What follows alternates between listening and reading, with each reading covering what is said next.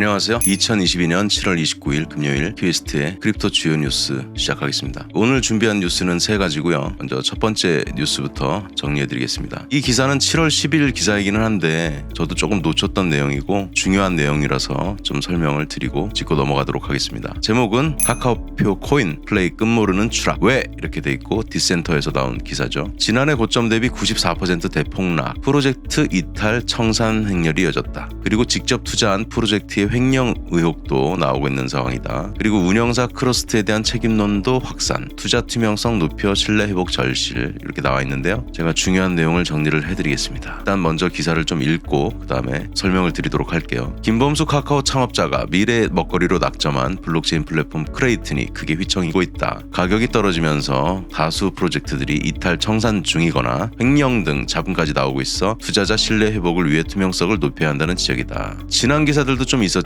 횡령이나 이런 건들이 좀 나왔었고요. 그래서 도덕성에 좀 흠집이 나고 있었는데, 제가 생각할 때 클레이튼의 가장 큰 문제점은 뭐냐면, 여러분들이 아마 백서를 읽어보는 경우는 뭐 거의 없으시겠죠, 그렇죠? 그리고 클레이튼 같은 경우는 제가 알기로 백서가 한글화된 백서는 아예 보여주지도 않았던 것 같고 영문으로 된 백서만 나와 있던 것 같은데, 중요한 건 뭐냐면은 백서에는 보통 필수적으로 들어가는 요소가 있어요. 항목이 있는데 어떤 항목이 안 들어갔냐면은 이런 항목이 안 들어갔죠. 유통계획. 예를 들어서 클레이튼이라는 이 암호화폐는 도대체 전체적으로 몇 개를 만들어내는 거고 언제까지 어느 정도의 양을 유통을 시킬 거냐에 대한 기술이 전혀 나와 있지 않았습니다. 그래서 저는 이제 클레이튼은 그래서 좀 문제가 있다. 플레이. 그다음에 이제 과도한 수준이라고 했는데, 사실은 이 상승한 것 자체가 저는 뭐 장이 좋았기 때문에 상승한 요인이 크다고 보고 있지, 이게 대단히 뭐 뛰어나서 올랐다? 뭐 개인적으로는 그렇게 생각하진 않습니다. 왜 그런지 조금씩 설명을 드려보죠. 카카오는 지난해 8월 싱가포르에 블록체인 자회사 크러스트를 설립한 뒤 클레이튼 사업 운영에 대한 정권을 맡겼습니다. 그리고 이제 해외 진출을 하려고 이제 한 건데, 그 이후에 메타콩즈, 실타래, 위믹스 등 주요 프로젝트들의 이탈로 몸살을 앓고 있고요. 이탈 요인으로는 뭐 수수료가 30% 올랐기 때문에 잦은 메인넷 오류 장애가 꼽힌다. 그리고 클레이의 가치 하락, 아까 스테이블 코인 같은 게 있었죠. 이게 수익성이 악화되자 아예 청산을 택한 프로젝트도 최근 2달 동안 12곳에 달한다. 이렇게 나와 있고요. 그 다음에 이제 이 만들어진 회사 크러스트의 이제 불투명한 투자 집행도 빈축을 사고 있다. 이게 뭐냐면은,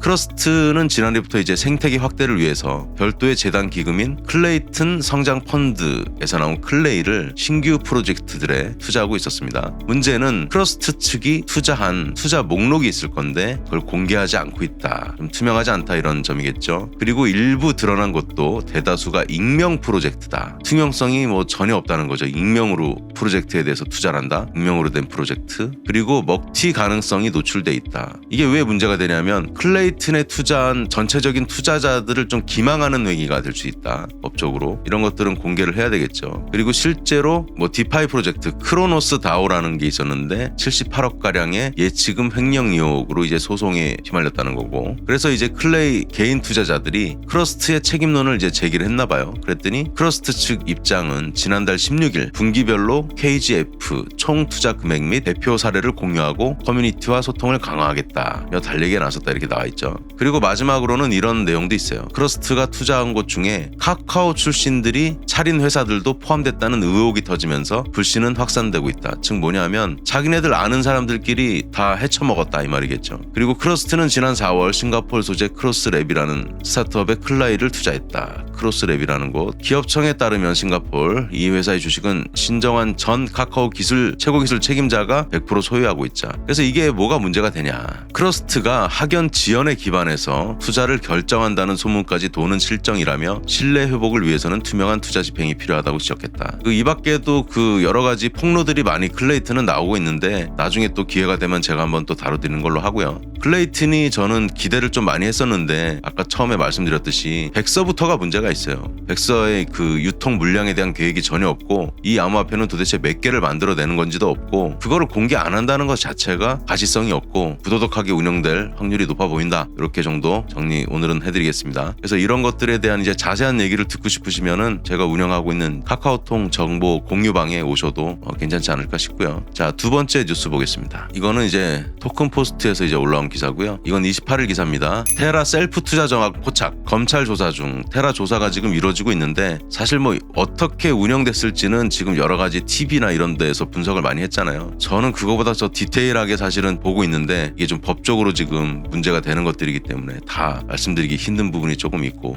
핵심적인 것만 요약을 해드리면 국내 투자자만 25만 명으로 추산이 되는데 28만 명이라는 얘기가 좀 많았죠. 그런데 이제 여기에서 뭘 만들었냐면 앵커 프로토콜이라는 주식으로 치면 유상증자 하듯이 암호화폐를 또 찍어냈어요. 발행을 했죠. 그런데 이제 이게 제대로 된 투자라고 하면 다른 유망 투자사에서 이 새로 발행된 앵커 프로토콜에 투자를 많이 해줘야 정상인데, 알고 보니 대부분 테라 관련된 회사와 투자사들이 셀프 투자했다는 얘기예요. 그러니까 부풀렸다는 거죠. 투자를 마치 많이 받은 것처럼. 이런 것들이 이제 사기꾼들이 주로 하는 이제 나쁜 짓이라고 볼 수가 있는데, 그래서 일반 투자자들은 여기서 어떻게 했겠어? 테라에서 우리 투자 많이 받았다, 공식적으로 뭐 얼마를 받았다, 이런 걸 막 뉴스에 흘리겠죠. 그런 걸 보고 일반 투자자들은 테라가 엄청나게 유망하고 건전하고 좋은 수익성 있는 프로젝트인가 보다 하고 투자했을 거고, 그래서 지금의 이제 테라 루나 사태가 이제 발생하게 된 건데, 저는 이제 이런 것들을 별로 좋지 않게 봤기 때문에 1년 전부터는 투자하지 말라고 아예 말씀을 드렸습니다. 이거 언제 터질지 모른다. 그리고 담보대출량 1위 역시 뭐 1위가 테라하고 테라 투자자였다, 이렇게 나와 있고, 그리고 이제 하나 더 덧붙이고 싶은 부분은, 지난번에 이건 제 개인적인 내피셜입니다. 한동훈 법무부 장관이 미국에 이제 FBI 관련해서 배운다고 출장을 다녀왔죠. 그때 아마 테라에 관련된 논의도 일부 있지 않았을까. 그리고 미국에서 조사한 자료를 좀 넘겨받는다든지 그런 것들이 당연히 있지 않았을까요? 제가 한동훈 법무부 장관이면 당연히 그렇게 했을 것 같은데요. 그때 직접 간 것도 그렇고. 왜냐하면 한동훈 법무부 장관이 직접 미국에 그때 가지 않으면 자료를 줄 확률이 좀 낮을 수도 있는데, 한국에서 법무부 장관이 직접 왔어요. 그럼 미국에서도 이제 조금은 자료를 좀 제공할 확률이 높아질 수밖에 없는 겁니다. 그거는 사람이 다 하는 일이기 때문에. 그리고 오늘은 이제 여기 테라 뉴스는 넘어가고, 테라 관련해서 업데이트되는 중요 내용이 있을 때는 조금씩 또 다뤄드리도록 그렇게 하겠습니다. 자, 세 번째로 넘어가겠습니다.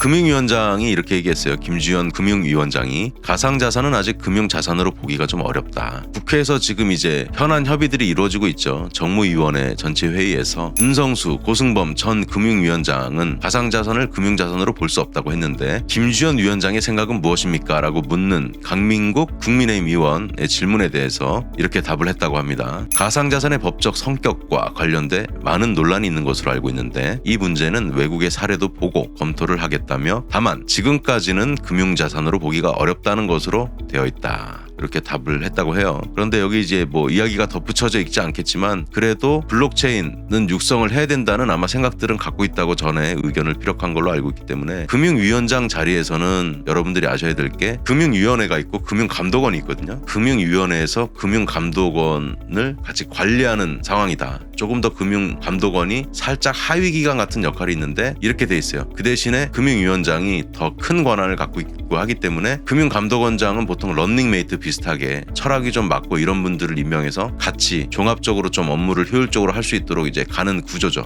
이걸 말씀드리고 싶은 거예요. 금융감독원장이 주장을 해서 금융위원장의 주장을 뒤집거나 이렇게는 좀 어렵다는 거죠. 그래서 우리는 항상 금융감독원장은 말 그대로 좀 감사기관 같은 역할을 하는 거고, 금융위원장은 전략부서 같은 역할을 하기 때문에 금융위원장이 어떤 이야기를 하고 거기에 맞춰 금융감독원장이 어떤 이야기를 하고 움직이는지, 이런 것들을 잘 살펴보시는 것이 향후에 이제 뉴스를 보실 때 도움이 되실 겁니다. 그래서 오늘은 뉴스를 여기까지 좀 들려드리고요. 그 다음에 투자를 하시는 분들 입장에서는 아주 디테일한 이제 정보들이 필요할 수 있습니다. 그래서 혼자 투자하기 좀 어려우신 분들은 저희가 8월 회사에서 운영하고 있는 큐에스트 멤버십 프로그램이 있는데, 관심 있으신 분들은 그 이메일 주소로 문의를 해주시면 저희가 궁금하신 사항에 대해서 답변을 드리도록 하겠습니다. 그래서 7월 말일까지 회원가입을 이제 해주시면 8월 한 달 동안 이렇게 운영이 된다, 그렇게 좀 설명을 드리겠습니다. 자, 오늘 2022년 7월 29일 금요일 큐에스트의 크립토 주요 뉴스는 여기까지 하고 마치겠습니다. 감사합니다.